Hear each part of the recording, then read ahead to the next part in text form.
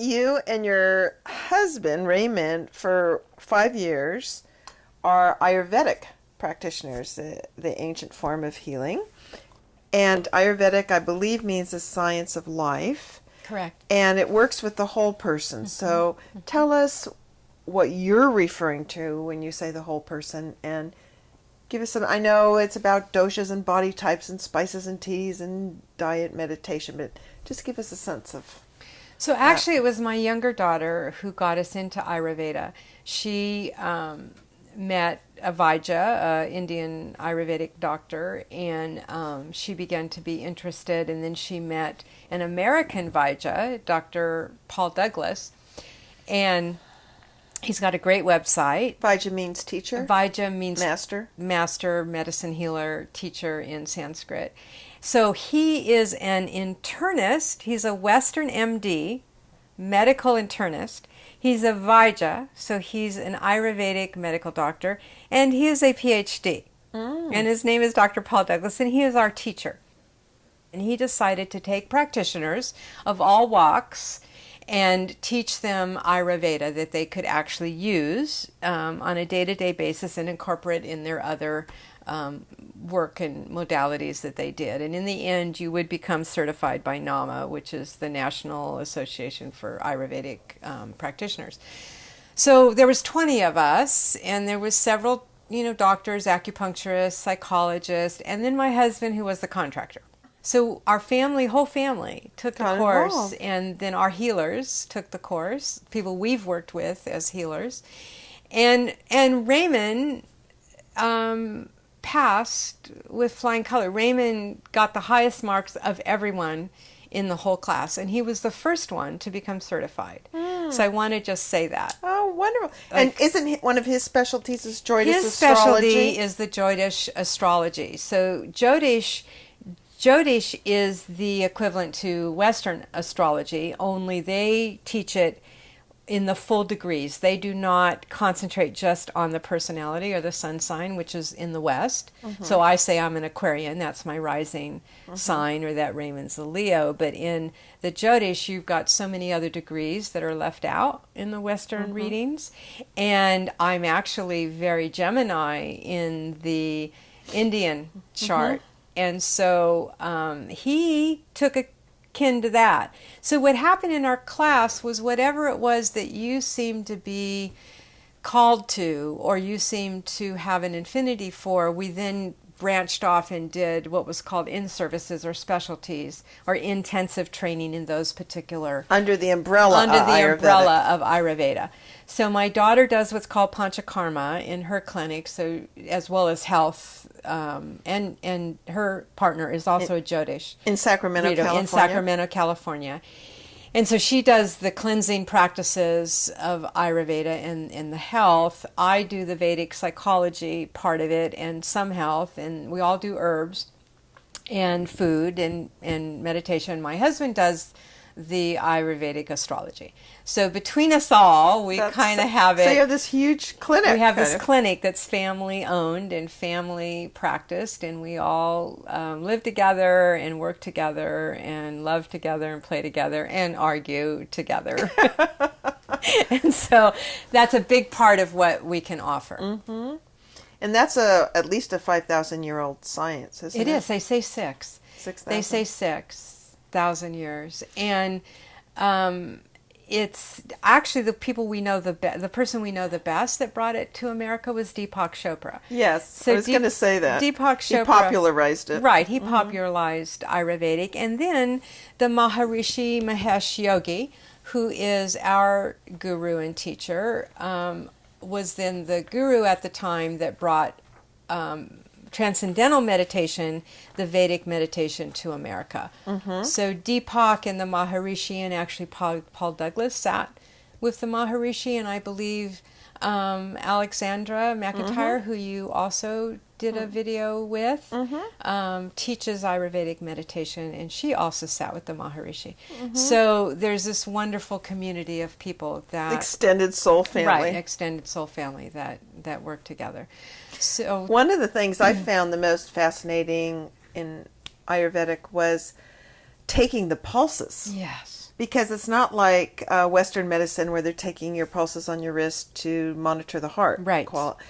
It's like more like acupuncture where it tells you so much about it, but also the psychology Everything. you can access from the pulses. Everything. I remember Raymond did that with me. Oh Your my husband gosh. did that with me, and he was very good at that. It's there. Okay, actually, just quickly, I'll try to do it quickly.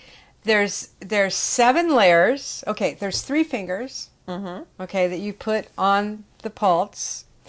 There's 7 layers that you're depressing into the wrist To feel the subtleties. There's 3 positions on each finger.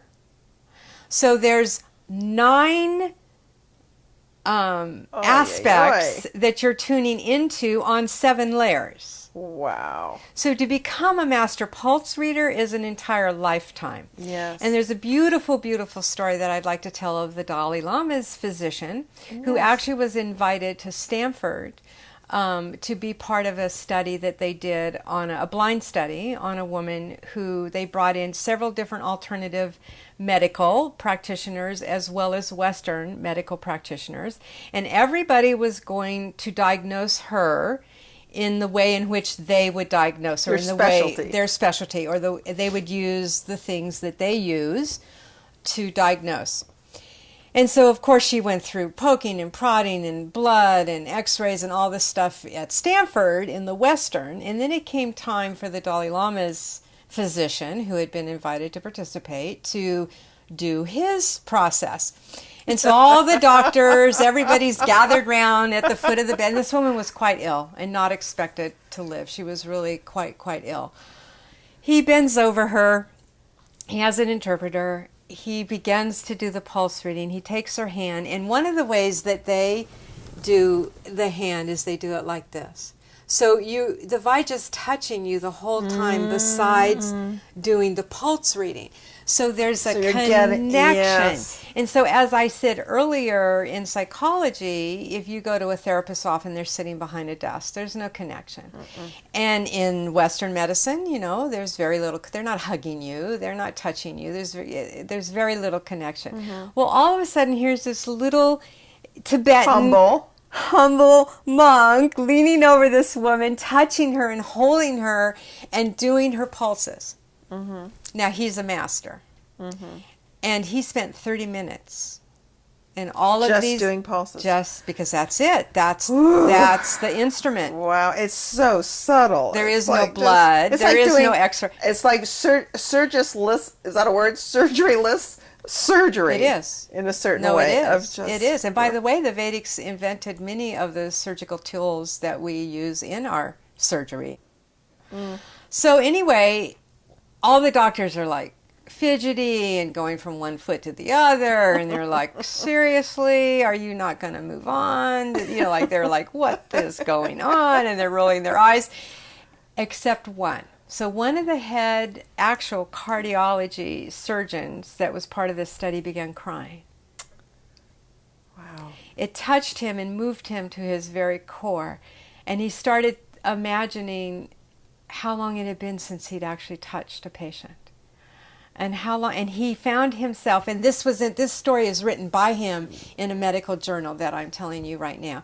And he actually began to imagine what it would be like to be touched by this man, by this humble man. And then he began to imagine that there was an actual healing that was taking place along with this diagnostic tool, this ancient diagnostic tool that the Dalai Lama's physician was using.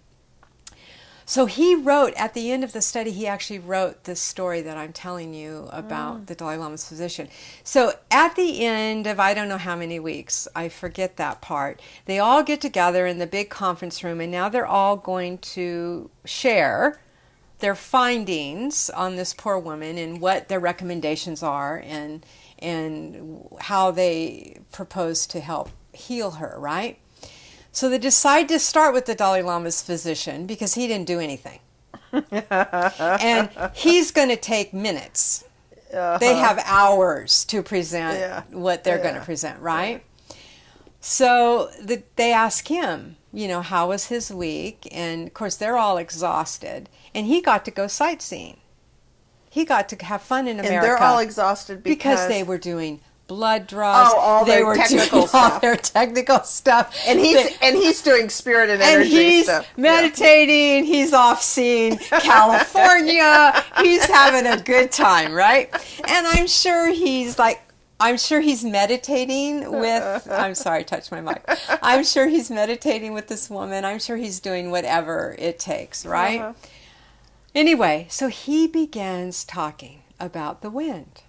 And he begins talking about the Vata nature and the wind. And then he begins talking about the Pitta nature and the fire. And then he begins talking about the Kaphic nature and the tree. And he's going on and on about nature and her body and these different elements and her dosha and all the things that he discovered and the emotional and the chakras and the Jyotish. Now, he was supposed to only take 15 minutes, right? Uh-huh. And so they're like, again, they're all like, they don't know what he's talking about. Uh-huh. They don't have a clue what he's, other than now the Chinese doctors that were there, that were the acupuncturists that were invited and the different Asian alternative medical doctors, they certainly knew because they also talk about nature. The 5 elements and all of that. The 5 elements and so on. So finally, the head cardiologist said, okay, in all due respect, can you please just give us the diagnosis? Do you have a diagnosis? And he's like, so the interpreter is like trying to tell him, right now, I'm animating this because I read the story, right? So he starts again telling them what's out of balance and what's she needs. And they're like, no, we need a diagnosis. Like what organ, what is actually wrong with her? And he goes, oh, that's incredibly easy. Congenital heart failure. She has heart disease. Which then goes into the wind and goes into the Vata, yes. and affects this and affects that and the whole thing. Yes. So the point of the story, every single physician came to the same place through all of their different modalities, which was beautiful. Which is wonderful. Which is really beautiful. Which is the point. That's right. So I think in a lot of ways, people come to alternative medicine because Western medicine has turned them away. I think in other ways, people come to alternative medicine because it's less invasive. It does generally take more time and more self-responsibility. And then they leave alternative medicine for that reason. So, here's the point. When you're talking about looking at the whole person, you're talking about time. You're talking about commitment. You're talking about we have to look at the emotional underlying factors. We have to look at the spiritual underlying factors. Exactly. We have to look at the astral bodies. We have to look at the emotional body, which Eckhart Tolle talks about all the time.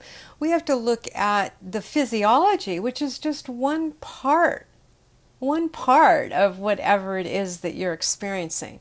The mental aspects of all of that. We have to look at your lifestyle.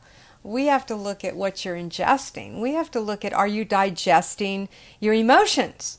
Yes. When you're talking about looking at the whole person, so there needs to be a science that contains that, and this is the science that contains that. This is the science that teaches this perspective, that you're not going to just be looked at, how do we get rid of your headache? Let's treat that symptom. Right. We're going to be looking at the whole person. Yes. The whole person. And so people come to me a lot of times hearing about my cancer and healing that, and they have cancer or they have other diseases, and that's all they want to talk about. And I don't even spend any time on their cancer. That's not what I want to talk about. That's not where I'm going to go. And so sometimes it's difficult. Because the cancer's a symptom. The cancer's a symptom. Yes. It's not the cause. Yes. It's not the cause. And you and I are source trackers. Right. As a metaphor and reality, we love that. Right. Yeah. So this is a science that gets at the source.